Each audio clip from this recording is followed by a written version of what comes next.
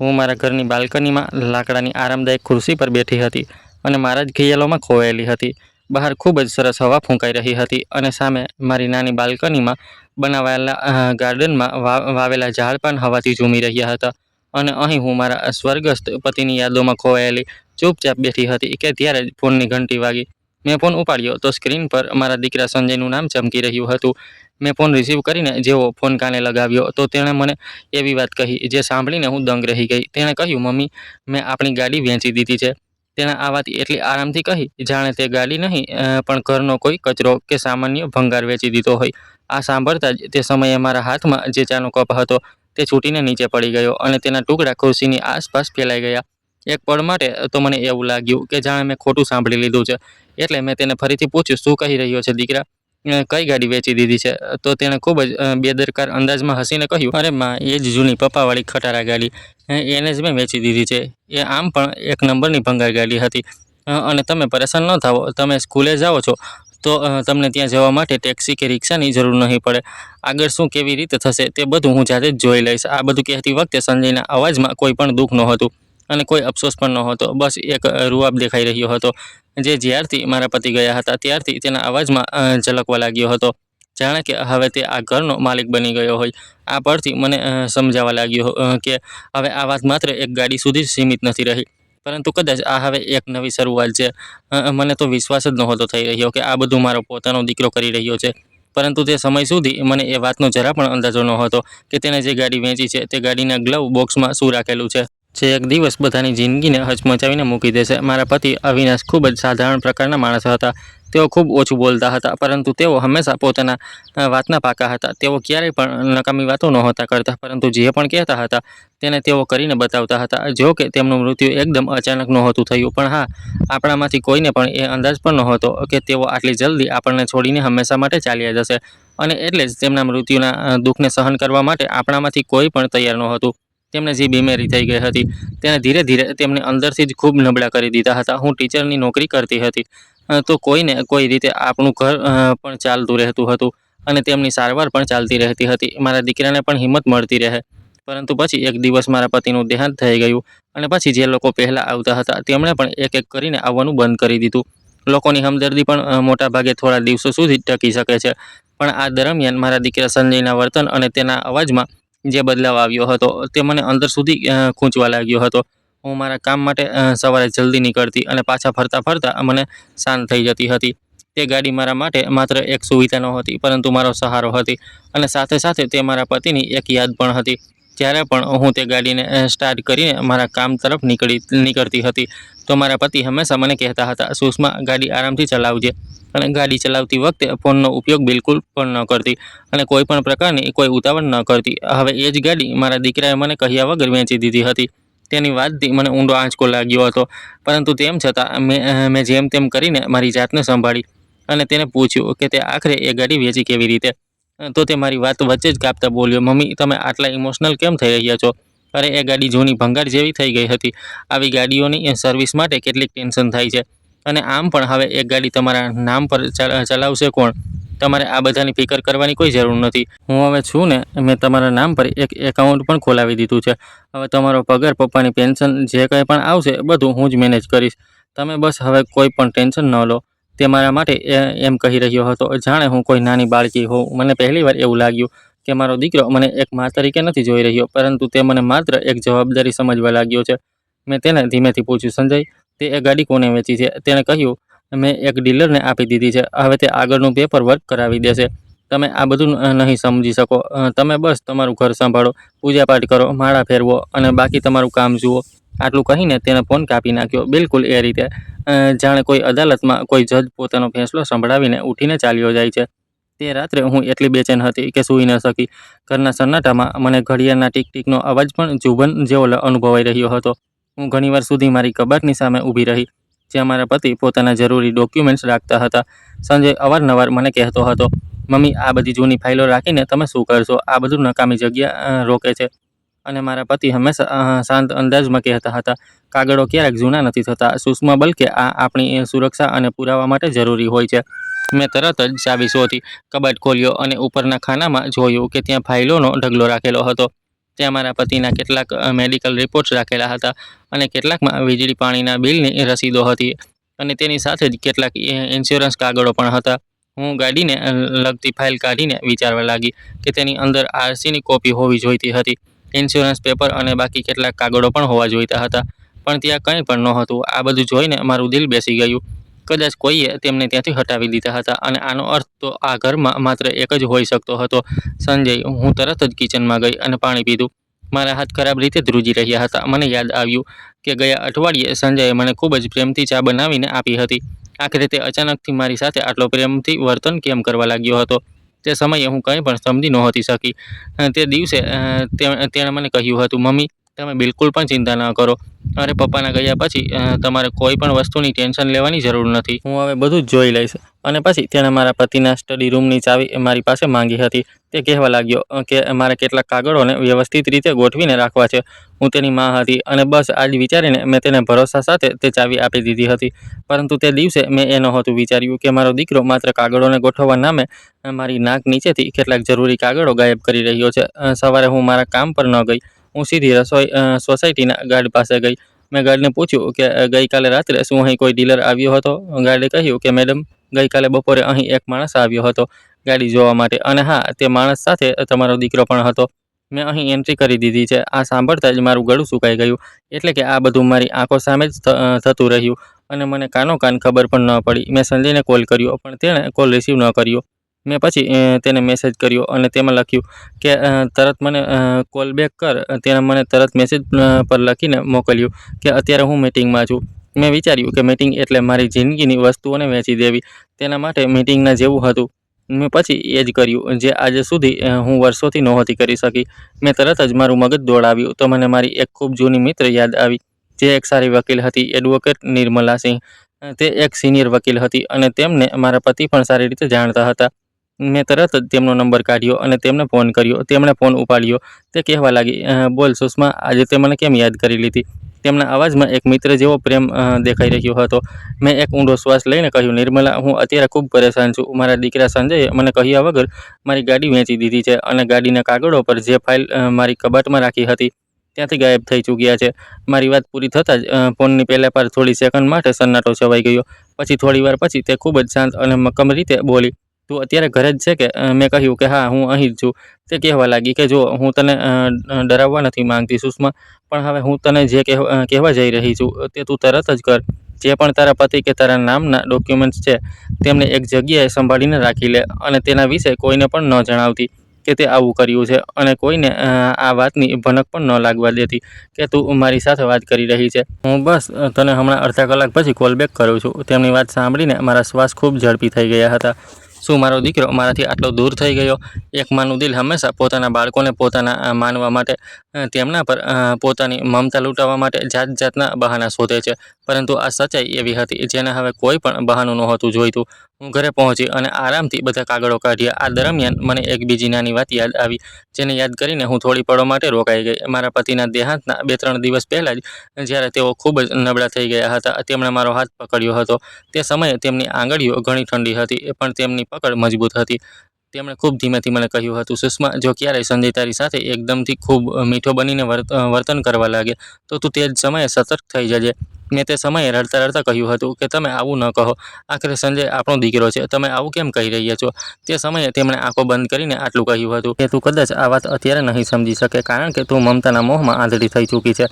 પણ તેમ છતાં બીજું કંઈ નહીં તો ગ્લવ બોક્સ યાદ રાખજે. તે સમયે મને એવું લાગ્યું હતું કે કદાચ તેઓ બીમારીમાં આ પ્રકારની ગૂંચવાયેલી વાતો કરી રહ્યા છે અને તેમને કોઈ નકામો વહેમ થઈ ગયો છે. પણ તેમ છતાં તેમણે જે આ એક શબ્દ કહ્યો હતો તેને મેં મારા મગજના ખૂણામાં બેસાડી દીધો હતો. આજે તે ખૂણો ખાલી હતો. ગાડીનું એ બોક્સ, એ નાનકડો ડબ્બો જેમાં અમે અમારા ટૂલ, રસીદો, પાર્કિંગની ટિકિટ આ બધું રાખતા હતા. તે સમયે મને લાગવા માંડ્યું કે આખરે તેમણે પોતાના અંતિમ સમયમાં તે બોક્સની વાત કેમ કરી હતી અને સંજય ગાડી આટલી જલ્દી કેમ વેચી દીધી. હું આ બધું વિચારી જ રહી હતી કે કદાચ ત્યાં સુધીમાં અડધો કલાક થઈ ગયો હતો અને નિર્મલાજીનો ફોન આવવા લાગ્યો. મેં કોલ રિસીવ કર્યો તો તે બોલી, સુષ્મા, મેં આરટીઓ વાળા એક ઓળખીતા સાથે વાત કરીને જોઈ છે, પણ પહેલું તું મને એ વાત જણાવ, ગાડી કોના નામ પર રજીસ્ટર હતી? મેં કહ્યું, મારા નામ પર. એમણે જ મારા નામ પર કરાવી હતી. તેઓ કહેતા હતા કે ગાડી તારા નામ પર રહેશે તો વધારે સારું છે, કારણ કે તે ગાડી પણ તારો જ સહારો છે. આ સાંભળીને નિર્મલાના અવાજમાં એક અજીબ જોશ દેખાવા લાગ્યો. તો આનો અર્થ છે કે તારી કોઈ સહી વગર કે તારી હાજરી વગર કાયદેસર રીતે ગાડી કોઈ બીજાના નામ પર ટ્રાન્સફર ન થઈ શકે. જો આવું થયું છે તો કાં તો આ ગેરકાનૂની રીત હશે અથવા તેમાં તારો દીકરો કોઈ ખોટી રીતે સામેલ છે. આ સાંભળતા જ મારા હોશ ઉડી ગયા, કારણ કે ગેરકાનૂની કામ એટલે કે મારો દીકરો હવે ખોટા રસ્તા પર પણ ચાલી નીકળ્યો હતો. માં હોવા છતાં મારી અંદર કંઈક જાગી ગયું હતું. તે ગુસ્સો નહોતો, પરંતુ ખોટાની સામે ઊભા રહેવાનો એક સાફ ઈરાદો હતો. જો હજુ પણ હું ચૂપ રહી તો પછી આજે ગાડી વેચાઈ છે અને કાલે કદાચ મારી જિંદગી પણ વેચી દેવામાં આવે. મેં થોડા ધ્રુજતા અવાજમાં કહ્યું, નિર્મલા, તે મારો દીકરો છે. આ સાંભળતા જ તે મજબૂત અવાજમાં બોલી, અને તું તેની માં છે સુષ્મા. માં હોવાનો અર્થ ક્યારેક પણ એ નથી હોતો કે તું તારી આંખો બંધ કરી લે. માં હોવાનો અર્થ હોય છે કે સાચા સમયે પોતાના બાળકોને રોકવા અને તેમને સાચા રસ્તા પર લાવવા. તેમની આ વાત મારા દિલમાં બેસી ગઈ. તેમણે આગળ કહ્યું, તું એક કામ કર, આજે સાંજ સુધી કોઈ પણ કાગળ તું સંજયને ન આપતી. જો તે તારી પાસે માંગે તો બહાનું બનાવી દેજે કે તું હજુ પણ તે કાગળોને શોધી રહી છે અને તે તને મળી નથી રહ્યા. અને સૌથી જરૂરી વાત, બેંકમાં તારી કોઈ ખાસ વસ્તુ તો નથી રાખી ને? કોઈ લોકર હોય કે પછી કોઈ અલગથી એકાઉન્ટ? મેં કહ્યું કે હા, મારા પતિના નામ પર એક લોકર હતું, પણ તેની ચાવી મને નથી ખબર કે ક્યાં છે. તેઓ હંમેશા મને કહેતા હતા કે તારી બધી જ વ્યવસ્થા હું કરી ચૂક્યો છું. આ સાંભળીને નિર્મલા બોલી, ઠીક છે, તો પછી આપણે લોકરની માહિતી પણ કઢાવીશું, પણ પહેલાં આપણે ગાડીનો મામલો જોઈશું. મેં તરત જ નિર્મલાજીના કહેવા પર તેમણે ગાડીનો નંબર મોકલી દીધો. શાંત થતાં પહેલાં સંજય ઘરે આવ્યો. તે સમયે તેના ચહેરા પર એક જૂઠી પરેશાની દેખાઈ રહી હતી. મમ્મી, આજે તમે તમારી ડ્યુટી પર નહોતા ગયા કેમ? શું થઈ ગયું છે? મેં કહ્યું કે ના, એ આજે મારી તબિયત કંઈક ઠીક નથી લાગી રહી. તેણે મારા ચહેરા તરફ ધ્યાનથી જોયું અને પછી જલ્દીથી પોતાની નજરો આમ તેમ કરવા લાગ્યો, જાણે કે તે એ જોઈ રહ્યો હોય કે ક્યાંક મને બધું ખબર તો નથી પડી ગઈ, કે મને ક્યાંક કોઈ શક તો નથી થઈ ગયો ને? પછી તેણે પોતાનો એ જ પ્રેમભર્યો અને બનાવટી અવાજ કાઢ્યો, મમ્મી, તમે કેમ પરેશાન થઈ રહ્યા છો? હું તમને કહી રહ્યો છું ને, તમે મારી વાત માનો. આખરે તમને ગાડી સાથે આટલો બધો શું લગાવ છે? હું તમારા માટે બીજી ગાડીની વ્યવસ્થા કરાવી દઈશ અને સાથે ડ્રાઈવર પણ રખાવી દઈશ. બસ તમે એવું કરો કે મને કેટલીક ફાઇલો આપી દો. પપ્પાની જે જૂની ફાઇલો છે ને, તે જે ટેક્સવાળી ફાઇલ. મેં મારો અવાજ થોડો કડક કરીને કહ્યું, કેમ? હવે તને ટેક્સવાળી ફાઇલ પણ જોઈએ છે? તે થોડો તડપીને બોલ્યો, મમ્મી, તમે સમજતા કેમ નથી? તમારે તો તરત જ મારી દરેક વાત માનવી જોઈએ. તમને નથી લાગતું કે બહાર લોકો શું કહેશે? કહો, પપ્પાના ગયા પછી આ ઘરની શું હાલત થઈ ગઈ છે? લોકો શું કહેશે? આ વાત મારા ઘરમાં કોઈ બીમારીથી કમ નહોતી, અને આજ એક વાતનો મારા ઘરમાં શરૂઆતથી જ હથિયારની જેમ ઉપયોગ કરવામાં આવતો હતો. તેની આ વાત સાંભળીને મેં પહેલીવાર સીધું તેની આંખોમાં જોયું અને બોલી, લોકો તો કાલે પણ કહેશે અને આગળ પણ કહેતા રહેશે. લોકોનું મોં કોઈ બંધ કરાવી શકતું છે? સંજય, પહેલાં તું મને એ જણાવ કે તે એ ગાડી કોને વેચી છે? આ સાંભળતા જ સંજયના ચહેરાનો રંગ ઉડી ગયો. પછી તેણે પોતાના હાવભાવને છુપાવવા માટે એક જૂઠા હાસ્યનો નકાબ પહેર્યો અને હસતા હસતા બોલ્યો, અરે મમ્મી, તમે કેમ આ વિશે પૂછી રહ્યા છો? હું તમને કહી રહ્યો છું ને કે હું બધું જ સંભાળી ચૂક્યો છું. તમે આ બધી વાતો સમજી નહીં શકો. મેં એકદમ શાંત અવાજમાં કહ્યું કે ના દીકરા, હું બધું જ સમજીશ, કારણ કે તે ગાડી તો મારા નામ પર હતી ને, અને તેના કાગળો પણ મારી ફાઇલમાંથી ગાયબ છે. આ સાંભળતા જ સંજયના કપાળની નસો ખેંચાઈ ગઈ. તેણે એક લૂચું સ્મિત લાવતા કહ્યું કે શું તમે એ ફાઇલ જોઈ લીધી છે? મમ્મી, તમે આટલા પરેશાન કેમ થઈ રહ્યા છો? હું તમને કહી રહ્યો છું ને કે હું તમને પછીથી બધું જ સારી રીતે સમજાવી દઈશ અને બધી વસ્તુઓ બતાવી પણ દઈશ. આ પછી સંજય મારી તરફ થોડો આગળ ઝૂકીને ધીમા અવાજમાં બોલ્યો, પણ મમ્મા, સ્ટડી રૂમની બીજી ચાવી ક્યાં છે? તેના આ સવાલમાં તેની આંખોમાં સ્પષ્ટ લાલચ અને ડર બંને દેખાઈ રહ્યા હતા, જાણે કે તેને કોઈ વસ્તુની ભયંકર તલાશ હોય જે તેને અત્યાર સુધી નહોતી મળી શકી. મને હવે ધીમે ધીમે સમજાવવા લાગ્યું હતું કે સંજય માત્ર ગાડીની પાછળ નહોતો, પરંતુ તે કોઈ બીજી જ વસ્તુની પાછળ હતો.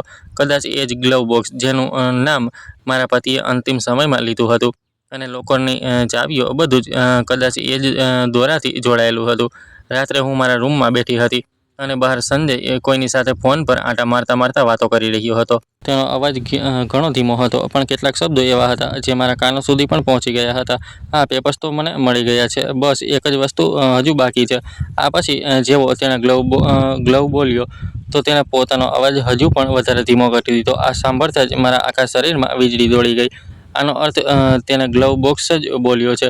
શું તે પણ આ જ વસ્તુને શોધી રહ્યો છે? શું તેમણે ખરેખર તે બોક્સમાં કંઈક છુપાવ્યું છે? અને શું મારો દીકરો તેને મેળવવા માટે મને ધીમે ધીમે અંદરથી ખોખલી કરવાની કોશિશ કરી રહ્યો હતો? મેં તરત જ નિર્મલાને મેસેજ કર્યો કે મેં હમણાં મારા દીકરાના મોંમાંથી ધીમા અવાજમાં ગ્લવ સાંભળ્યો છે. હવે મને બહુ ડર લાગવા માંડ્યો છે. ત્યાંથી તેમનો મેસેજ આવ્યો, ડર નહીં સુષ્મા, બલકે તું સાવધાન રહે. કાલે સવારે મને આરટીઓમાંથી પૂરી માહિતી મળી જશે અને જો જરૂર પડી તો પછી આપણે ગાડીને હોલ્ડ કરાવી દઈશું. આ વાંચીને હું થોડી વાર શાંત બેસી ગઈ. તે સમયે મારા રૂમમાં અંધારું હતું, પણ મારી અંદર પહેલીવાર એક આશાનું કિરણ જાગ્યું હતું. તે કિરણ સચ્ચાઈનું હતું. હું આ સમયે રડી નહોતી રહી, પણ હવે મારી આંખોમાં આત્મવિશ્વાસની ચમક હતી. ત્યારે માણસ મજબૂત ઈરાદાઓ સાથે ફેંસલો કરી લે છે કે બસ હવે બધું વધુ નહીં. વહેલી સવારે જ નિર્મલાનો ફોન આવી ગયો. તેનો અવાજ ઘણો તેજ અને સાફ હતો. સુષ્મા, ગાડીનું ટ્રાન્સફર તો કાલે જ બતાવી દેવામાં આવ્યું છે અને ખરીદનારનું નામ કોઈ વેપારી નથી, પરંતુ તે કોઈ સાધારણ માણસ છે અને તે માણસનું નામ એડ્રેસ તારી સોસાયટીની પાસે જ છે. આ સાંભળતા જ મારું માથું ચકરાવા લાગ્યું. નિર્મલા બોલી, આનો અર્થ એ છે કે ગાડી દૂર નથી ગઈ અને અસલી વાત તો એ છે કે ટ્રાન્સફરમાં માટે જે સહી કરવામાં આવી છે તે તારી નકલી સહી છે. આ સાંભળતા જ મારા હાથમાંથી ફોન પડી ગયો. મારી અંદર એક માં અને એક માણસ બંનેની વચ્ચે જે લડાઈ ચાલી રહી હતી તે ખતમ થઈ ગઈ. હવે આ બધું સાંભળીને માત્ર માણસ જ બચ્યો હતો જેને ન્યાય જોઈતો હતો. નિર્મલા બોલી, હું હમણાં એક લીગલ નોટિસ તૈયાર કરું છું, પણ આ પહેલાં આપણે ગાડીને ફિઝિકલ શોધીશું. જો તે તારી સોસાયટીની આસપાસ છે તો પછી આજે જ તેનું ગ્લવ બોક્સ જોવું પડશે. મેં આશ્ચર્યથી નિર્મલાને કહ્યું કે આખરે તે બોક્સમાં શું હોઈ શકે છે. તે કહેવા લાગી, મને આ વાતનો અંદાજ નથી, પણ તારા પતિએ પોતાના આખરી સમયે તને કહ્યું હતું, તો આનો અર્થ છે કે તેમાં માત્ર રસીદ તો નહીં હોય, પરંતુ તેમાં જરૂર કંઈક એવું હશે જે તારા દીકરાના અસલી ઈરાદાઓને દેખાડી દેશે. તે જ સમયે બહારથી સંજયનો અવાજ આવ્યો, મમ્મી નીચે આવો, અહીં એક માણસ મળવા માટે આવ્યો છે. તે કહી રહ્યો છે કે ગાડી વિશે તેને કેટલીક વાતો કરવી છે. મેં તરત જ રૂમનો દરવાજો ખોલ્યો તો મારું દિલ બહુ ઝડપથી ધબકવા લાગ્યું. નીચે લોબીમાં એક માણસ ઊભો હતો, સાધારણ કપડામાં, પણ તેની આંખો ઘણી તેજ હતી. તે મને બોલ્યો, તમે જ સુષ્માજી છો મેડમ? તમારી ગાડી અત્યારે બેઝમેન્ટમાં ઊભી છે, પણ ગ્લોવ બોક્સનું લોક તૂટેલું છે. આ સાંભળતા જ મારા શ્વાસ રોકાઈ ગયા. હું તરત જ બેઝમેન્ટ તરફ ભાગી તો મને ત્યાં મારી ગાડી દેખાઈ ગઈ અને મેં જોયું કે વિન્ડશીલ્ડની અંદર કંઈક ચમકી રહ્યું હતું, જાણે કે કોઈએ ઉતાવળમાં ત્યાં કોઈ વસ્તુ છુપાવી દીધી હોય. હું દરવાજો ખોલવાની જ હતી કે ત્યારે જ પાછળથી સંજયનો અવાજ મારા કાનોમાં પડ્યો, મમ્મી તે બોક્સ ન ખોલતા. તેનો અવાજ મારા કાનોમાં ઝેર બનીને ઉતર્યો. મેં પાછળ ફરીને જોયું તો તેની આંખોમાં ડર સ્પષ્ટ દેખાઈ રહ્યો હતો, અને તે ડર કોઈ દીકરાનો ન હતો, પરંતુ કોઈ ચોરનો હતો જેને પકડાઈ જવાનો ડર હોય. બેઝમેન્ટની પીળી રોશનીમાં વિન્ડશીલ્ડની અંદર કંઈક ચમકી રહ્યું હતું, એક નાની ધાતુની કોઈ વસ્તુ, જાણે કે તે કોઈ ચાવી હોય કે પછી કોઈ પેન ડ્રાઈવ હોય. તે બોક્સનું તાળું ખરેખર તૂટેલું હતું. મેં મારી અંદરની માને એક તરફ રાખીને તે સ્ત્રીને આગળ કરી જે વર્ષોથી આજ સુધી બધું જ સંભાળતી આવી હતી. મેં ધીમેથી સંજયને કહ્યું, તું મને કેમ રોકી રહ્યો છે? તો તેણે પોતાની નજર ચોરાવતા આમ તેમ જોયું, પછી બોલ્યો કે મમ્મી, એ બોક્સ કેટલાક જૂના કાગળો છે, તમે નકામા પરેશાન થઈ જશો. મેં તેમાંથી બધું સાફ કરી દીધું છે, તમે ઉપર ચાલો. મેં તેની આ વાત પકડી લીધી અને સાફ કહી દીધું. આનો અર્થ છે કે તે ગ્લવ બોક્સમાં કંઈક હતું અને તે તેને કાઢી લીધું. આ સાંભળતા જ સંજયના શ્વાસ અટકી ગયા. તે પોતાનો થૂંક ગળતા બોલ્યો, તમને આ બધું સમજાશે નહીં મમ્મી. અને પછી તેણે મારું કાંડું પકડી લીધું અને તે મારું કાંડું પકડીને મને ખેંચવા લાગ્યો, જાણે કે કોઈ નાની બાળકી હોવ. એ કાંડું જેણે ક્યારેય તેની બીમારીમાં તેની ખૂબ દેખભાળ કરી હતી, જેણે તેને ચાલતા શીખવ્યું હતું, જેણે તેની ના જાણે કેટલી મુશ્કેલીઓમાં હાથ સહારો આપીને તેનો સાથ આપ્યો હતો. આજે એ જ કાંડાને પકડીને તે મને ખેંચી રહ્યો હતો. તેણે જે રીતે મારો હાથ પકડીને ખેંચવાની કોશિશ કરી તેના પર મને ગુસ્સો નહોતો આવી રહ્યો, પરંતુ મને શરમ આવી રહી હતી. મેં તેને કંઈ પણ ન કહ્યું અને બસ ધીમેથી તેના હાથમાંથી મારું કાંડું છોડાવતા ગુસ્સામાં કહ્યું, હાથ ન લગાવતો મને, સમજાઈ ગયું તને? મેં આ વાત એકદમ ધીમેથી કહી હતી, પણ મારો આ હળવો અવાજ પણ તેના કાનોમાં થપ્પડની જેમ વાગ્યો. તે જ સમયે નીચે લોબીમાં ઊભેલા એ અજાણ્યો માણસ અચકાતા બોલ્યો, મેડમ, હું સોસાયટીના ઇલેક્ટ્રિશિયનને ઓળખું છું. ગઈકાલે રાત્રે આ ગાડી ત્યાં જ હતી અને પછી વહેલી સવારે કોઈએ તેને અહીં પાર્ક કરી દીધી અને થોડી જ વાર પછી બે છોકરાઓ આવ્યા જે ગ્લવ બોક્સની પાસે જ ઝૂકેલા હતા અને પછી જલ્દી અહીંથી ચાલ્યા ગયા. આ વાત સાંભળતા જ હું સમજી ગઈ કે સંજય આ સમયે એકલો નથી, પરંતુ તેની સાથે બીજા પણ લોકો આમાં સામેલ છે. કાં તો તેણે કોઈને મોકલ્યા હતા અથવા તો તે એ લોકો સાથે મળીને જ આ બધું કરી રહ્યો હતો. મેં તરત ફોન કાઢીને નિર્મલાનો નંબર લગાવ્યો. પહેલી જ ઘંટડી પર તેમણે મારો ફોન ઉપાડી લીધો. મેં ઝડપી શ્વાસ લેતા કહ્યું, નિર્મલા, મને ગાડી મારી સોસાયટીના બેઝમેન્ટમાં મળી ગઈ છે અને ગ્લવ બોક્સનું તાળું પણ તૂટેલું છે અને સંજય મને તેને ખોલતા રોકી રહ્યો છે. આ સાંભળતા જ તેમનો અવાજ એકદમ આદેશ આપવાવાળો થઈ ગયો. સુષ્મા, તું ગાડીની અંદર કંઈ પણ અડ્યા વગર તેમજ તેનો આખો વિડીયો બનાવ, તેના નંબર પ્લેટનો વિડીયો બનાવ, અંદરની જે પણ હાલત છે તેનો પણ વિડીયો બનાવ, અને સાથે જ ગ્લવ બોક્સનું તૂટેલું તાળું પણ સાફ દેખાવવું જોઈએ. બધું જ વિડીયોમાં આવવું જોઈએ. અને આ વિશે સંજયને બિલકુલ ન જણાવતી કે તું આ બધું રેકોર્ડ કરી રહી છે. મેં તરત જ ફોનને એક તરફ છુપાવતા વિડીયો બનાવવાનું શરૂ કરી દીધું. આ બંધ કરતાં મારી આંગળીઓ ધ્રુજી રહી હતી, પણ તેમ છતાં હું આ બધું કરી રહી હતી. પહેલીવાર પોતાના જ ઘરમાં મારે પુરાવા ભેગા કરવા પડી રહ્યા હતા. સંજયે જેવો મારો ફોન જોયો તો તેણે તરત પોતાનો અવાજ ઊંચો કરી દીધો. મમ્મી, આ તમે શું કરી રહ્યા છો? લોકોને શું બતાવો છો? સોસાયટીમાં શું તમાશો બનાવવા માંગો છો? મેં તેની તરફ જોયું અને કહ્યું, તમાશો તે બનાવ્યો છે. સંજય, હું તમાશો નથી બનાવી રહી, હું તો બસ સચ્ચાઈ દેખાડવા માંગુ છું. આ સાંભળતા જ સંજયનો અંદાજ હજુ પણ વધારે તીખો થઈ ગયો. સચ આખરે કેવું સચ? સચ તો એ છે કે તમે એક એકલી સ્ત્રી છો જે એકલી કંઈ પણ મેનેજ નથી કરી શકતી. હું બધું જ મેનેજ કરી શકું છું. આ સાંભળતા જ મને મારા પતિની વાત યાદ આવવા લાગી. તેમણે મને કહ્યું હતું કે જો સંજય ક્યારેય બહુ વધારે પ્રેમભર્યા અંદાજમાં વાત કરવાનું શરૂ કરે તો સાવધાન થઈ જજે. પણ આજે તે પ્રેમભર્યા અંદાજમાં વાત નહોતો કરી રહ્યો, પરંતુ તે પોતાના અસલી રૂપમાં આવી ચૂક્યો હતો. મેં ગાડીની બીજી ચાવી કાઢી. એ ચાવી મારી પાસે હજુ પણ હતી, જેને તેમણે પહેલાથી જ અલગ કરીને રાખી દીધી હતી, અને હું તેને હંમેશા મારી પાસે ગુપ્ત રીતે છુપાવીને રાખતી હતી. મેં તરત ચાવીનો ઉપયોગ કર્યો અને ગાડીનો દરવાજો ખોલી દીધો. અંદર સીટ પર ધૂળ જામેલી હતી, પણ કોઈ મોટી તોડફોડ દેખાઈ નહોતી રહી. જોકે ગ્લવ બોક્સની પાસે નીચેની પેનલ પર હળવો ઉજેરડો દેખાઈ રહ્યો હતો, જાણે કોઈએ ઉતાવળમાં સ્ક્રૂડ્રાઈવર તેમાં ઘુસાડ્યું હોય. હું હજુ નીચે ઝૂકી અને ત્યારે જ મારી નજર એક ચમકતી વસ્તુ પર પડી. તે એક નાની ચાવી હતી, જેમાં ગોલ્ડન રંગનો છલ્લો લાગેલો હતો અને તેના પર એક નંબર પણ પડેલો હતો. મેં તરત તેને ન ઉપાડી. સૌથી પહેલાં મેં તેનો વિડીયો સાફ રીતે રેકોર્ડ કર્યો અને પછી ધીમેથી તેને મારી હથેળીમાં રાખી. તે ચાવી ઠંડી અને ભારે હતી. આ કોઈ ઘરના કબાટની ચાવી નહોતી લાગી રહી, પરંતુ કોઈ લોકર કે કોઈ ઓફિસના સેફની ચાવી જેવી લાગી રહી હતી. આ જોતાં જ મારું ગળું સુકાઈ ગયું. હું સંજય તરફ ફરી અને તેને પૂછ્યું, આ શું છે? તે થોડો હકલાતા બોલ્યો, આ તો પપ્પાની ચાવી હશે ને, થોડો આનાથી શું લેવા દેવા? તેણે થોડો શબ્દ એવી રીતે કહ્યો જાણે તે ઈચ્છતો હોય કે હું આ વાતને નજરઅંદાજ કરી દઉં, પણ હવે હું નજરઅંદાજ નહોતી કરી શકતી. મેં તરત ગ્લવ બોક્સ ખોલવા માટે મારો હાથ લંબાવ્યો. ત્યારે જ સંજયે ફરીથી ધીમા અવાજમાં કહ્યું, ન ખોલો મમ્મી. આ વખતે તેના અંદાજમાં રિક્વેસ્ટ દેખાઈ રહી હતી. હું રોકાઈ ગઈ. મેં તેની તરફ પાછળ ફરીને જોયું અને પૂછ્યું, તું મને આને કેમ ખોલવા નથી દઈ રહ્યો? તે બોલ્યો, કારણ કે આમાં પપ્પાની વસ્તુઓ રાખેલી છે. જો તમે જોશો તો દુઃખી થઈ જશો અને રડવા લાગશો. મેં કહ્યું, ના સંજય, હું હવે નહીં રડું, બલકે હું ઘણું બધું શીખી રહી છું. પછી મેં ગ્લવ બોક્સનું ઢાંકણું ધીમેથી નીચે કર્યું. અંદર કાગળોનો એક નાનો ઢગલો રાખેલો હતો, જૂની પાર્કિંગની રસીદો, એક ટોર્ચ અને એક ફાટેલું માસ્ક રાખેલું હતું, અને વચ્ચે એક ભૂરા રંગનો પરબીડિયો પણ રાખેલો હતો, જેના પર કોઈ નામ નહોતું લખ્યું. બસ તેના પર એક નાનું સ્ટીકર લાગેલું હતું, જાણે કોઈ મહોર હોય, અને તેની ઉપર લખેલું હતું, માત્ર સુષ્મા માટે. આ જોતાં જ મારા દિલની ધડકન બહુ ઝડપી થઈ ગઈ. મને એવું લાગ્યું જાણે હું હમણાં લથડીયા ખાઈને પડી જઈશ. ત્યારે જ સંજય મારી તરફ આગળ વધ્યો અને બોલ્યો, મમ્મી. મેં તરત તેને ન ઉપાડ્યું. સૌથી પહેલાં મેં તેનો એક ફોટો ખેંચ્યો, કારણ કે નિર્મલાએ મને પહેલાં જ કહી દીધું હતું કે દરેક વસ્તુનો પુરાવો ભેગો કરવાનો છે, એટલા માટે મેં તેને એમ જ રાખ્યું.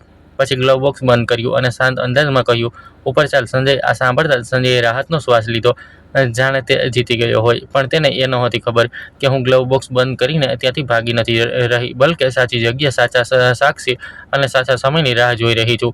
અમે બંને લિફ્ટથી ઉપર આવ્યા અને ઘરમાં ઘૂસતા જ સંજયે પોતાનો અંદાજ બદલી નાખ્યો. તે એકદમથી બહુ પ્રેમભર્યા અંદાજમાં વાત કરવા લાગ્યો, જાણે કે તે બહુ જ વિચારો હોય. મમ્મી, તમે મારી વાત સમજી કેમ નથી રહ્યા? હું જે પણ કંઈ કરી રહ્યો છું તે બધું માત્ર તમારા માટે જ તો કરી રહ્યો છું. મેં તેને કહ્યું, ઠીક છે દીકરા. પછી મેં તેને સોફા પર બેસાડ્યો અને પોતે તેની સામે બેસી ગઈ. તે સમયે પહેલીવાર મને અહેસાસ થયો કે મા દીકરાની વચ્ચે આજે કેટલું અંતર આવી ચૂક્યું છે. તે મને ધ્યાનથી જોઈ રહ્યો હતો, જાણે હું તેની મા ન હોઉં, પરંતુ કોઈ અજાણી વ્યક્તિ હોઉં. મેં તેને સીધો સવાલ પૂછ્યો, તે મારા નામના સિગ્નેચર કેવી રીતે કરી લીધા? આ સાંભળતા જ સંજયના ચહેરાનો રંગ ઉડી ગયો. પછી તેણે પોતાની જાતને સંભાળતા કહ્યું, ક્યાં સિગ્નેચરની વાત કરી રહ્યા છો મમ્મી? મેં કહ્યું, આરટીઓમાં ગાડીના ટ્રાન્સફરની ડિટેલ દેખાઈ રહી છે, અને તેમાં સિગ્નેચર પણ બિલકુલ મારા જેવા જ છે.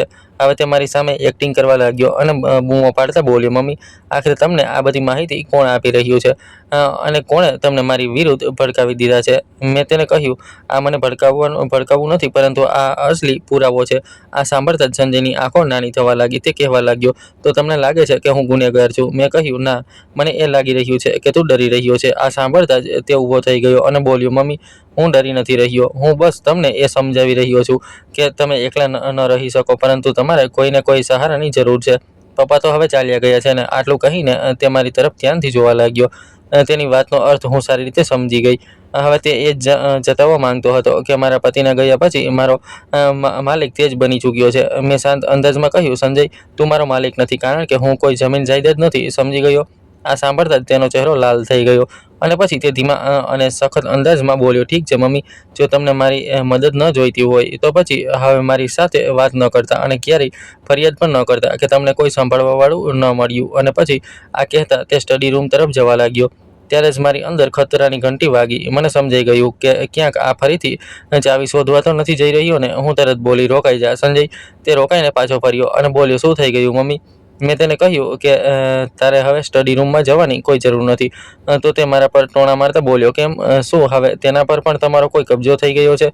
મેં તેની તરફ જોઈને કહ્યું, હા, કારણ કે તે મારા પતિનો ઓરડો છે અને આટલા માટે હવે તેના પર મારો અધિકાર છે.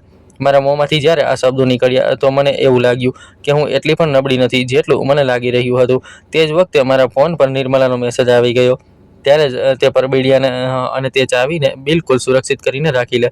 અને આજે સાંજે તું મારી ચેમ્બરમાં આવી જજે અને જો બની શકે તો એકલી ન આવતી, કાં તો કોઈ ભરોસાપાત્ર પડોશી કે પછી કોઈ સંબંધીને સાથે લઈને આવજે, પણ તું તારા દીકરાને લઈને ન આવતી. મેં આ મેસેજ વાંચીને ફોન બંધ કરી દીધો. મારી અંદર હજુ પણ ડર હતો, પણ તેની સાથે હિંમત પણ અનુભવાઈ રહી હતી. સંજય ખામોશીથી આખા રૂમમાં આમ તેમ આંટા મારી રહ્યો હતો.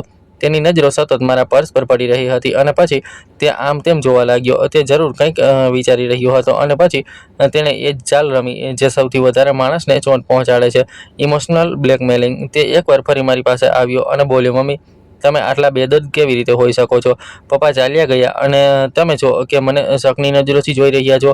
આખરે લોકો શું કહેશે કે જુઓ, આમાં દીકરો પિતાના ગયા પછી હવે અંદર લડી રહ્યા છે. મેં સંજયને કહ્યું કે લોકો એ જ કહેશે કે જે તેમને દેખાશે અને જેવી તેમની વિચારસરણી છે, અને હું હવે લોકોના હિસાબથી નહીં જીવી શકું. તે સમયે આ બધું કહેતા મારા અંદાજમાં ન તો કોઈ ગુસ્સો હતો અને ન તો તેના પર કોઈ રૂઆબ જમાવવાની કોશિશ કરી રહી હતી. બસ સાફ અને સીધી વાત કહી હતી. મેં તેને કહ્યું કે આજ સૌથી સાચો રસ્તો છે અને જ્યારે માણસ સાચા રસ્તા પર ચાલે છે તો તેમનામાં તાકાત પણ આવી જાય છે. શાંત થવા લાગી હતી. મેં બહાનું બનાવ્યું કે હવે મારા સ્કૂલમાં કંઈક જરૂરી કામ છે. સંજય બોલ્યો કે ઠીક છે, હું તમને મૂકી આવું છું. મેં તેને કહ્યું કે ના, હવે જરૂર નથી, હું જાતે ટેક્સી કે રિક્ષા કરી લઈશ. તે મને આશ્ચર્યથી જોવા લાગ્યો, કારણ કે તે ઈચ્છતો હતો કે હું તેની સાથે જાઉં, જેથી તે મારા દરેક કદમ પર નજર રાખી શકે. મેં જલ્દીથી મારા પર્સમાં એક પરબીડિયું અને ચાવી રાખી લીધી અને પછી પરબીડિયાને એક જૂની બેગમાં કપડાં નીચે પણ છુપાવી દીધું. મેં મારી ભરોસાપાત્ર પડોશણ શીલાબહેનને સાથે ચાલવા માટે કહી દીધું. તેમણે મને કોઈ સવાલ કર્યા વગર કહ્યું, ચાલો બહેન, આપણે બંને સાથે છીએ. અને પછી હું સીધી નિર્મલાની ચેમ્બરમાં પહોંચી. તે એક સિનિયર વકીલ હતી. તેમની ચેમ્બરમાં ઘણી બધી ચોપડીઓ રાખી હતી અને એક સાધારણ ખુરશી હતી. તેમણે મને બેસાડી, પાણી પીવડાવ્યું અને પછી ખૂબ જ સાફ શબ્દોમાં બોલી, હવે સુષ્મા, તું મને જે પણ જણાવીશ તે બધું કાનૂની કાર્યવાહી સાથે થશે, અને જો તારો દીકરો ખોટો છે તો પછી તેણે પોતાના કર્મોનું પરિણામ ભોગવવું પડશે. પણ આપણે તેને માટીમાં નહીં મેળવીએ, બલકે કાયદા અને સમજદારી દ્વારા જ તેને સાચા રસ્તા પર લાવવાની કોશિશ કરીશું. નિર્મલાના શબ્દો સાંભળીને મારા દિલને કંઈક શાંતિ મળી, કારણ કે આ કોઈ બદલો નહોતો, બલકે આ ઈમાનદારી અને સચ્ચાઈનો રસ્તો હતો. મેં ચાવી નિર્મલાની સામે રાખી.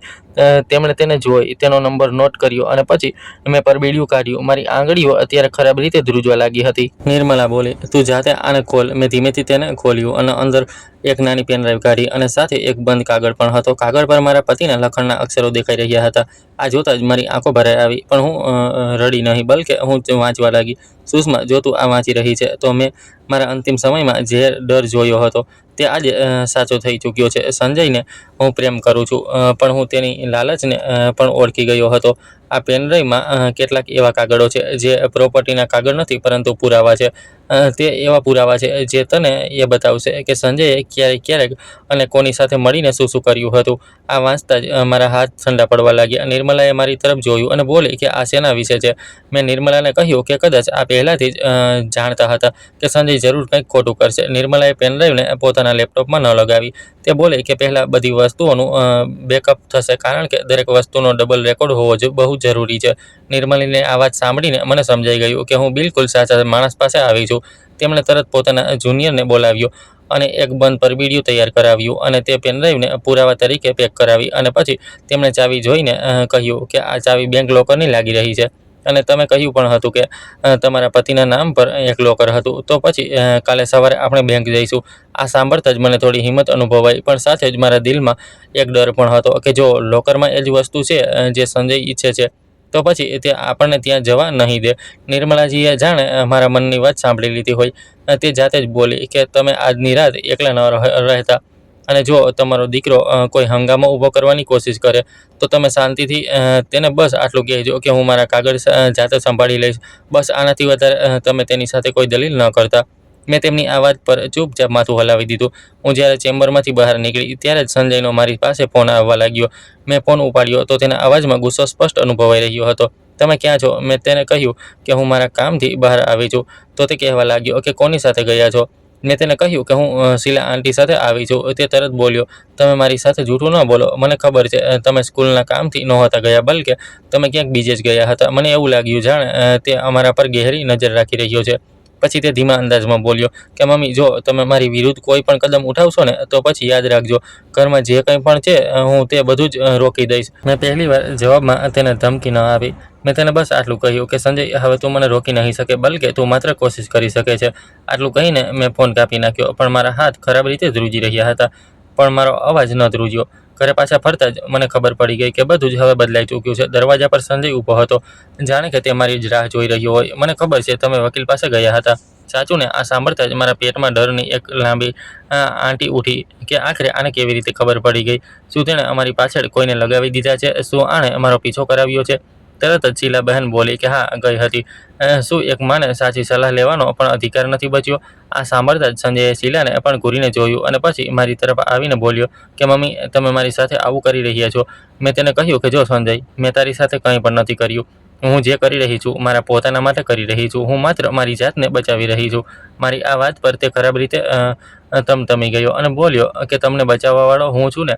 મેં તેને કહ્યું કે ના સંજય, હવે મારા માટે હું પોતે છું. સમજી ગયો તું? તે રાત્રે હું મારા રૂમમાં એકલી બેઠી હતી અને પહેલીવાર મને એ લાગ્યું કે જાણે મારી દરેક વસ્તુ પર હવે માત્ર મારો અધિકાર છે. મને ઊંઘ નહોતી આવી રહી કારણ કે ક્યાંક ને ક્યાંક મને એ વાતની ટેન્શન થઈ રહી હતી કે સંજય હવે ચૂપ નહીં બેસે. તે જરૂર કંઈક ને કંઈક કરશે અને થઈ શકે છે કે તે હવે પોતાનું અસલી રૂપ દેખાડે. આ જ વખતે મને રાતના એક પ્રહરમાં કંઈક હળવો અવાજ સંભળાયો. સ્ટડી રૂમના દરવાજા પાસે કંઈક હળવો સરસરાહટનો અવાજ આવી રહ્યો હતો જાણે કે લોકમાં કોઈ ચાવી ઘૂમી રહી હોય. બહાર હોલમાં બિલકુલ અંધારું છવાયેલું હતું પણ સ્ટડી રૂમની અંદરથી રોશની આવી રહી હતી. આનો અર્થ સ્પષ્ટ હતો કે કોઈ અંદર છે. ત્યાં જોતાં જ મારું દિલ જોરથી ધડકવા લાગ્યું. પણ પછી મેં છુપી રીતે મારા ફોનનો કેમેરો ઓન કર્યો, રેકોર્ડિંગ શરૂ કરી અને એક ડગલું આગળ વધારી. અંદરથી સંજયનો અવાજ આવી રહ્યો હતો. તે બહુ ધીમા અવાજમાં કોઈની સાથે વાત કરી રહ્યો હતો. હા, મને લોકરની ચાવી નથી મળી રહી, પેનડ્રાઈવ પણ નથી મળી રહી. ત્યારે બીજી તરફથી કોઈ માણસનો અવાજ આવ્યો જેને અવાજ હું ઓળખી ન શકી. તેણે કહ્યું કે પણ જલ્દી કર, સવાર સુધીમાં આપણને બધું જ જોઈએ છે. સમજી ગયો? નહીં તે જ વખતે સ્ટડી રૂમની અંદર કંઈક ધડામ દઈને પડ્યું જાણે કે કોઈ કબાટ ખુલી ગયો હોય. હું એક જ વારમાં સમજી ગઈ કે આનો અર્થ સંજય એકલો નથી. તે રાતમાં જરૂર ઘરની અંદર કોઈને લઈને આવ્યો છે અને આ માત્ર ચોરી નથી બલકે આ મારા પતિની આખરી ચેતવણીનું સત્ય છે. મેં તરત હાથ આગળ લંબાવ્યો જેથી હું સ્ટડી રૂમનો દરવાજો ખોલી શકું પણ ત્યાં જ મારા રૂમની પાસેવાળી બારી પાસે કંઈક ખડખડાટનો અવાજ થયો. આ જોઈને હું ચોંકી ગઈ. મેં પાછળ ફરીને જોયું તો ત્યાં એક નાનો પથ્થર પડ્યો હતો.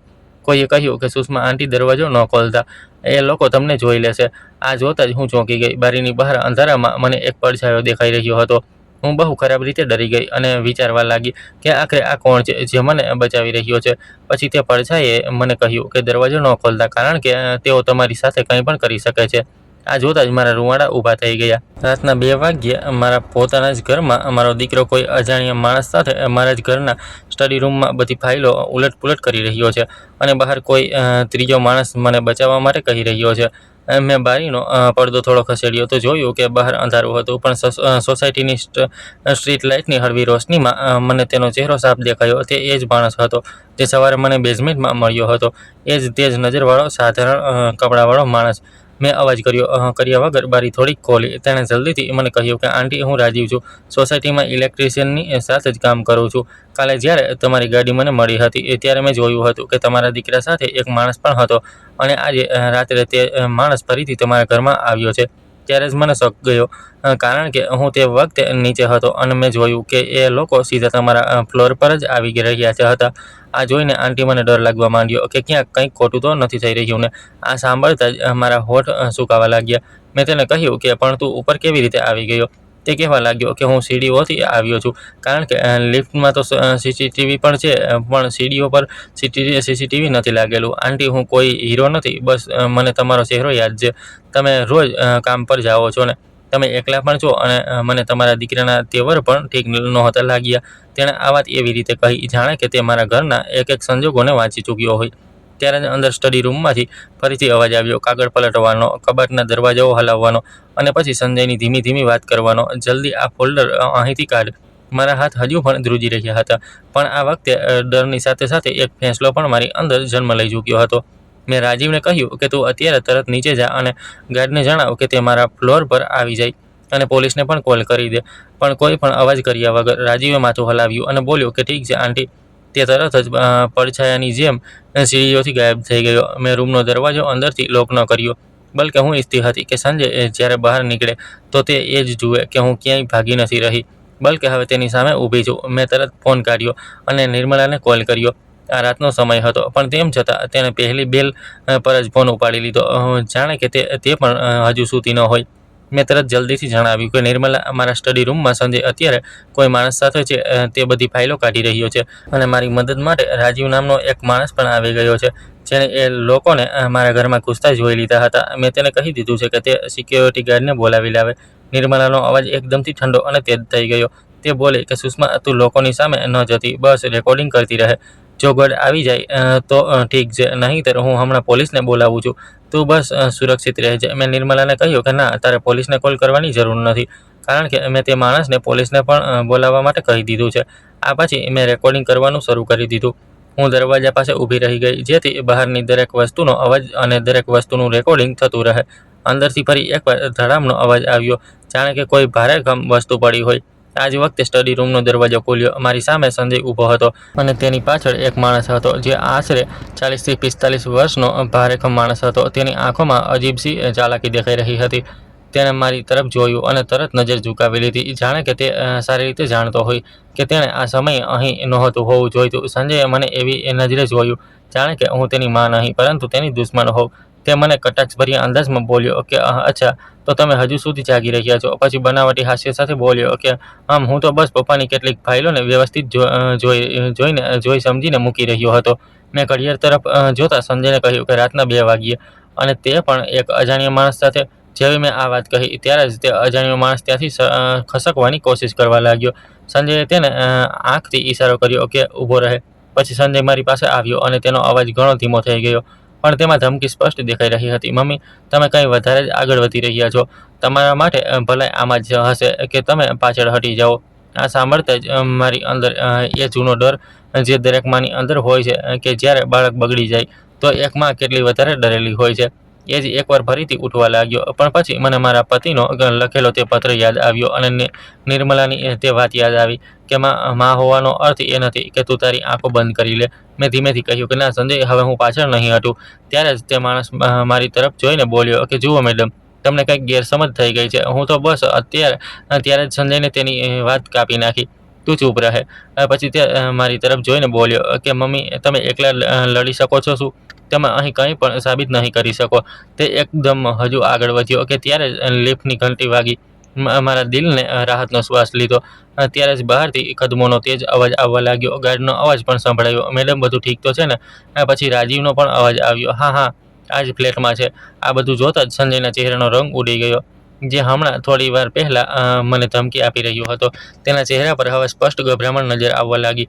તે અજાણ્યો માણસ પણ પાછળ હટ્યો. હું દરવાજા તરફ ગઈ અને તરત લોક ખોલી દીધું. બહાર બે ગાર્ડ હતા અને રાજીવ પણ હતો. ગાર્ડે અંદર ડોકિયું કરીને તરત પૂછ્યું, આ માણસ અહીં કોણ છે? ત્યારે જ તે માણસ અચકાતો બોલ્યો કે હું તો, પણ તે કંઈ બોલી જ ન હતો શકતો. ત્યારે જ સંજય તરત બોલ્યો કે આ મારો મિત્ર છે. તો ગાર્ડ સખ્તાઈથી કહ્યું, પણ રાતના 2 વાગ્યે વિઝિટર એન્ટ્રી રજિસ્ટરમાં કોઈ પણ નામ નોંધાવવામાં નથી આવ્યું. અને મેડમના ઘરે આ સમયે આમ કેવી રીતે આવી શકો છો? હજુ ગાર્ડ પોતાની વાત પૂરી પણ નહોતો કરી શક્યો કે ત્યારે જ નીચેથી પોલીસના સાયરનનો અવાજ ગૂંજવા લાગ્યો. આ બધાથી મને પણ ગભરામણ જેવું થવા લાગ્યું, કારણ કે હવે આ વાત માત્ર મારા ઘરની અંદરની નહોતી રહી ગઈ. હવે તો આ વાત કાયદા સુધી પહોંચી ગઈ હતી. મેં મારી જાતને થોડી હજુ મજબૂત કરી અને ગાર્ડને કહ્યું કે આ બંનેને અહીં જ રોકો, કારણ કે પોલીસ આવી રહી છે. સંજયે મારી તરફ જોયું અને તેની આંખોમાં હવે ડર દેખાઈ રહ્યો હતો. મમ્મી, તમે સાચે જ પોલીસ બોલાવી લીધી? તેના અવાજમાં ગુસ્સો નહીં, પરંતુ ગભરામણ હતી. મેં સંજયને કહ્યું, હા, કારણ કે હું ખરેખર મારા ઘરની સુરક્ષા કરી રહી છું. ત્યારે જ પોલીસ આવી ગઈ. તેમની સાથે 2 કોન્સ્ટેબલ પણ હતા. તેમણે પહેલાં મારી પૂરી વાત સાંભળી અને પછી સંજયે પોતાનું એ જ નાટક શરૂ કરી દીધું કે આ મારી માં છે. આ બહુ ઇમોશનલ છે. એમને નાની નાની વાતો પર ગેરસમજ થઈ જાય છે. પણ મેં કોઈ પણ ડ્રામા વગર પોલીસને જણાવ્યું કે તે ગાડી મારા નામ પર હતી અને મારી નકલી સહીઓ કરવામાં આવી. મારા પતિની ફાઇલોમાંથી કાગળ પણ ગાયબ કરી દેવામાં આવ્યા અને રાતમાં કોઈ પણ એન્ટ્રી વગર આ માણસ મારા ઘરમાં મળ્યો છે. અને મારો દીકરો મને ગ્લવ બોક્સ ખોલવા નહોતો દઈ રહ્યો. ત્યારે જ ઇન્સ્પેક્ટરે સંજયને જોયો અને પછી તે માણસને પૂછ્યું, તમારું ID કાર્ડ દેખાડો. તે ગભરાઈને બોલ્યો, જી. એ પછી તેણે પોતાના ખિસ્સામાં હાથ નાખવાનું શરૂ કરી દીધું. થોડીવાર પછી તેણે પોતાનું એક કાર્ડ કાઢ્યું. ઇન્સ્પેક્ટરે જ્યારે જોયું તો તે બોલ્યો, આ લોકલ પ્રોપર્ટી બ્રોકર છે. આ સાંભળતા જ મારા કપાળ પર પરસેવો આવવા લાગ્યો. Property broker? મારો દીકરો આખરે કઈ વાતનો સોદો કરી રહ્યો હતો? આ બાજુ નિર્મલાએ મને વોટ્સએપ પર ફરિયાદનો પૂરો મુકદ્દો મોકલી દીધો. તે મેં પોલીસને બતાવ્યો તો પોલીસ કહેવા લાગી, મેડમ, તમે સવારે થાણે આવીને રિપોર્ટ નોંધાવજો. અત્યારે અમે એમને નીચે લઈને જઈ રહ્યા છીએ. અને તમે તમારા CCTV ફૂટેજ અને આ જે રેકોર્ડિંગ છે તેને પણ સંભાળીને રાખજો. મેં હામાં માથું હલાવ્યું. મને બહુ ડર લાગી રહ્યો હતો, પણ તેમ છતાં હું હિંમત જમાવીને ઊભી હતી. સંજયને જ્યારે પોલીસ નીચે લઈને જઈ રહી હતી તો તેણે મારી તરફ ધ્યાનથી જોયું. તેની આંખોમાં હવે ગુસ્સો નહોતો, બસ એક તૂટેલી જીદ દેખાઈ રહી હતી.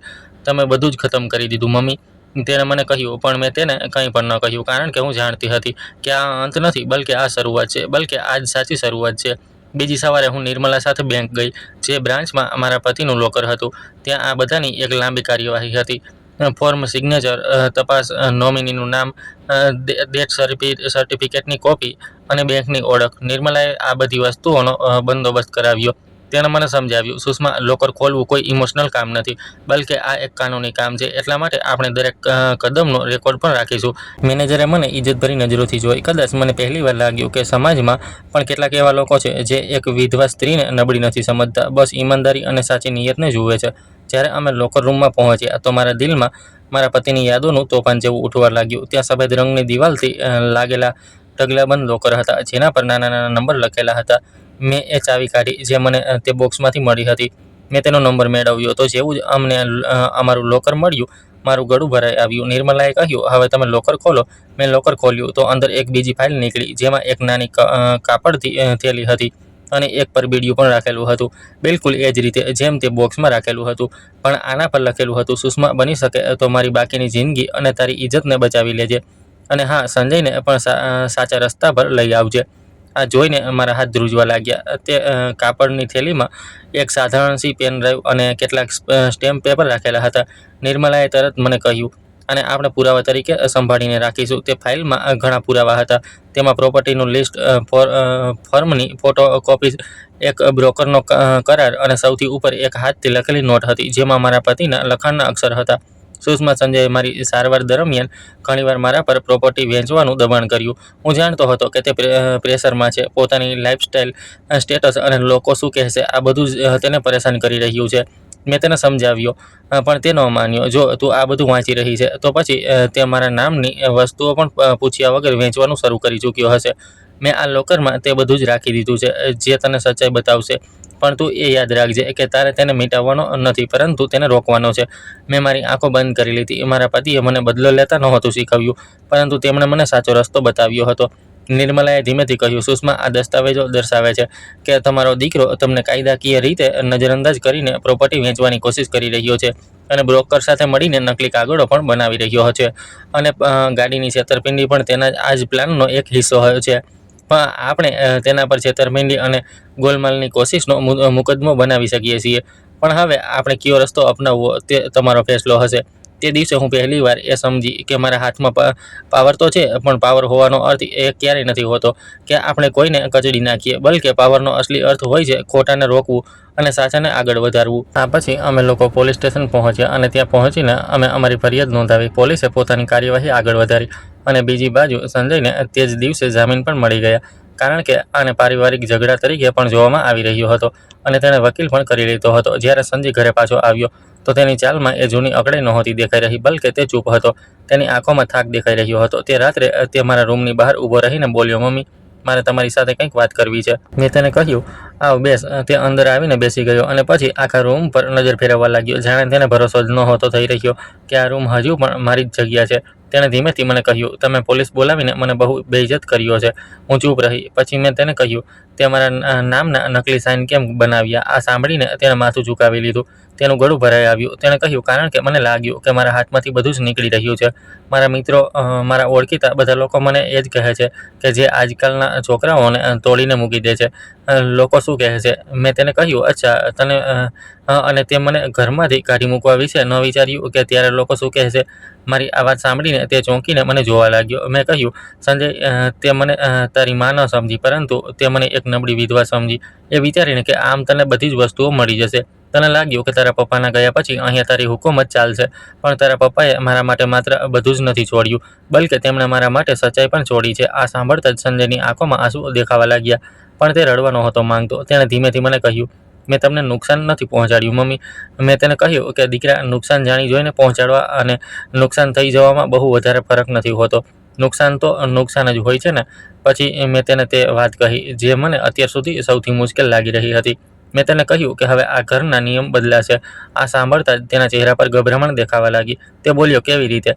મેં તેને કહ્યું કે પહેલી વાત, મારો પગાર અને પેન્શન મારા જ અધિકારમાં રહેશે, અને બીજી વાર, મારા કાગળોને તું હાથ નહીં લગાવે, અને ત્રીજી વાત, કોઈ પણ બ્રોકર, કોઈ પણ મિત્ર કે કોઈ પણ સંબંધી આ ઘરમાં મારી પરવાનગી વગર નહીં આવી શકે, અને ચોથી વાત, તું એક કાઉન્સેલરને મળીશ, કારણ કે તને માત્ર કાયદાનો ડર નથી, પરંતુ તારી અંદરની લાલચનો પણ ડર છે.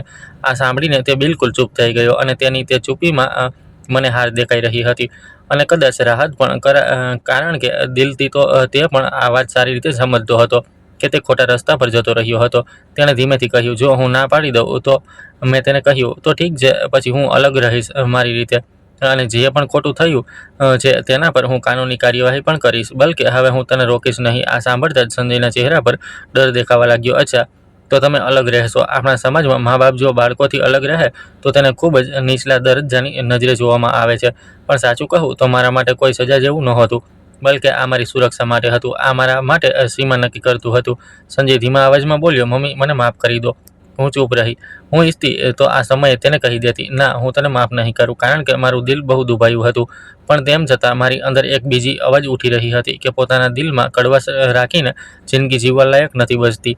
મેં સંજયને કહ્યું કે હું તને માફ કરી દઈશ, પણ માફીનો અર્થ એ ક્યારેય નહીં થાય કે બધું જ હવે પહેલાં જેવું થઈ જશે. માફીનો અર્થ એ છે કે હું મારા દિલમાં તારા માટે કોઈ નફરત કે કોઈ કડવાશ નહીં રાખું, પણ હવે આપણી વચ્ચે અંતર રહેશે. આ સાંભળતા જ સંજયના હાથ ઢીલા પડી ગયા. તે લથડતી જીભે બોલ્યો કે હું પપ્પાની સારવાર વખતે પણ દબાણ કરતો હતો. મને લાગ્યું હતું કે ઘર વેચી દઈશું તો બધું જ સરળ થઈ જશે. મારી EMI અને મારી હાઈફાઈ ઇમેજ બધું જ બની જશે, પણ એવું કંઈ ન થઈ શક્યું. પપ્પાએ મને સમજાવ્યો હતો, પણ મેં તેમની વાત ન માની. આ કહેતા જ તેનો અવાજ તૂટવા લાગ્યો અને પછી તે ચૂપ થઈ ગયો. મેં મનોમન મારા પતિનો ખૂબ ખૂબ આભાર માન્યો, કારણ કે તેમણે મારા દીકરાને પ્રેમ તો કર્યો હતો, પરંતુ આંધળો પ્રેમ નહોતો કર્યો, પરંતુ તેમણે સચ્ચાઈના રસ્તાની તૈયારી કરી દીધી હતી. આવતા અઠવાડિયાથી જ બધી વસ્તુઓ આરામથી એ સાચા રસ્તા પર ચાલી નીકળી. બ્રોકર પર મુકદ્દમો નોંધાઈ ચૂક્યો હતો, કારણ કે એન્ટ્રી રજિસ્ટર અને મારી રેકોર્ડિંગ હતી. RTOમાં ચાલી રહેલી તપાસ આગળ વધી. નિર્મલાએ કાર ટ્રાન્સફરને કાયદેસર રીતે હોલ્ડ કરાવી દીધું. જે માણસના નામ પર ગાડી હતી તે સામે આવ્યો. તે પણ બ્રોકરનો જ માણસ હતો. તેનું નામ માત્ર કાગળની કાર્યવાહી માટે જ ઉપયોગમાં લેવાયું હતું. ગાડી મારા નામ પર પાછી આવી ગઈ હતી અને જે ખર્ચ થયો હતો તેની વસૂલિયાતની કાર્યવાહી પણ શરૂ થઈ ગઈ. સંજયે કાઉન્સેલરને મળવાનું શરૂ કર્યું. પહેલાં તે મજબૂરીમાં જતો હતો, પણ પછી ધીમે ધીમે તેને પણ સમજાવવા લાગ્યું કે લોકો શું કહેશે. આ ડર અને આ જે જૂઠ છે તે કઈ રીતે માણસને ગુલામ બનાવી દે છે અને કોઈ પણ માણસની વિચારવાની, સમજવાની ક્ષમતાને ખતમ કરી દે છે, અને માણસ ક્યારે અંદરથી પૂરી રીતે ખોખલો થઈ જાય છે તેને ખબર જ નથી પડતી. સંજયે એક દિવસ મને કહ્યું, મમ્મી, મને લાગતું હતું કે પૈસાથી જ ઇજ્જત મળે છે, પણ ઇજ્જત તો તમારા ચૂપચાપ મજબૂતીથી ઊભા રહેવાથી પણ મળી રહી છે. મેં તેની તરફ જોયું અને પહેલીવાર મારા દિલમાં તેના માટે એકવાર ફરી માવાળી મમતા ઉભરવા લાગી. પણ હવે તે મમતા આંધળી નહોતી. મેં મારા માટે પણ એક ફેંસલો લીધો. મેં મારી નોકરીની સાથે સાથે એક નાનો સ્કેલ કોર્સ પણ જોઈન કર્યો, ફાઇનાન્સના પાયાના સ્કિલ્સને શીખવા માટે, ડિજિટલ બેન્કિંગની વસ્તુઓને શીખવા માટે અને નવી જિંદગીમાં અપડેટ રહેવા માટે. જે વાતો પહેલાં મારા પતિ જોતા હતા, સંભાળતા હતા, હવે તે બધાને મારે મેનેજ કરવાનું હતું. નિર્મલાએ પણ મને કહ્યું કે માણસને દરેક વસ્તુનું નોલેજ હોવું જોઈએ અને નોલેજ જ કોઈ પણ માણસની સૌથી મોટી તાકાત હોય છે. અને ખરેખર જ્યારે હું શીખી રહી હતી તો ધીમે ધીમે મારો ડર ઓછો થવા લાગ્યો હતો. થોડા મહિનાઓ પછી સંજયે મને તે વાત કહી જેની હું ના જાણે ક્યારની રાહ જોઈ રહી હતી. તે બોલ્યો, મમ્મી, હું તે દિવસે જ્યારે સ્ટડી રૂમમાં જે કંઈક પણ કરી રહ્યો હતો તે બહુ ખોટું હતું. હું તે માણસને ચોરી છૂપે ઘરે લઈને આવ્યો હતો જેથી તે ફાઇલોમાંથી કેટલાક કાગળ કાઢી લે. મને લાગ્યું હતું કે જો તે કાગળ ગાયબ થઈ ગયા તો પછી તમે કંઈ પણ નહીં કરી શકો. હું તમારી માફી માંગુ છું કારણ કે મને ડર લાગી રહ્યો હતો કે તમે મારી સામે મજબૂત દિવાલ બનીને ઊભા રહી જશો. આ બધું સાંભળીને મારી અંદર હળવો ગુસ્સો ઉઠવા લાગ્યો. પણ મેં તેના પર બૂમો ન પાડી, બલકે મેં કહ્યું, દીકરા, તારે તારી મજબૂતમાંથી ડરવું નહોતું જોઈતું, બલકે તારે તો આવા ખોટા કામ કરવાથી ડરવું જોઈતું હતું. સંજય રડવા લાગ્યો અને બોલ્યો, મને માફ કરી દો, મમ્મી. મેં ધીમેથી તેના માથા પર હાથ ફેરવ્યો. વર્ષો પછી મેં તેને એવી રીતે સ્પર્શ કર્યો હતો જાણે કે એક મા પોતાના નવજાત બાળકને સ્પર્શ કરે છે. પણ આ વખતે મારી આંખો ખુલ્લી હતી. મારા પતિના તે આખરી શબ્દો હવે મારા માટે માત્ર એક વાત નહોતા, બલકે તે એક પાઠ હતા કે પ્રેમ કરવાનો અર્થ કંટ્રોલ નથી હોતો, બલકે પોતાની સુરક્ષા પણ હોય છે. અને સુરક્ષાનો અર્થ ક્યારેક કેટલાક કઠોર નિર્ણયો પણ હોય છે.